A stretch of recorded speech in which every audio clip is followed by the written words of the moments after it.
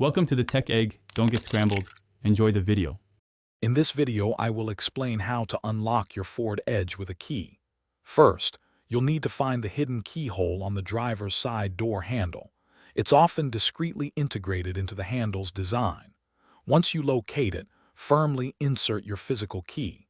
Then, simply turn the key clockwise to unlock the door.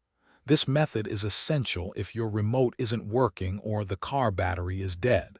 It's a reliable way to gain entry. Sometimes, the keyhole might be concealed under a small cap or cover on the door handle.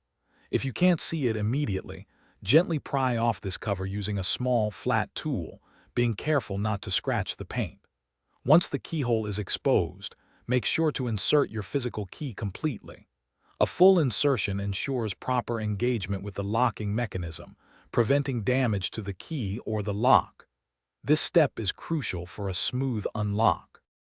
After inserting the key fully, turn it about a quarter turn clockwise. You should hear a distinct click, which confirms that the door's locking mechanism has disengaged. This manual action bypasses any electronic systems, providing direct access.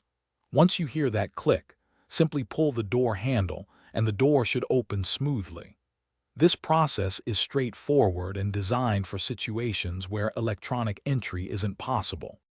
It's always a good idea to keep a physical key accessible, perhaps in your wallet or a secure place, for those unexpected moments when your remote fails or the car battery dies.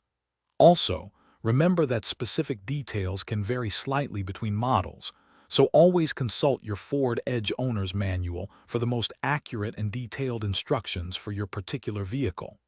And hey, while you're checking things out, make sure to stay hydrated. You can find a link to the fantastic Owala water bottle and other great deals in the description below.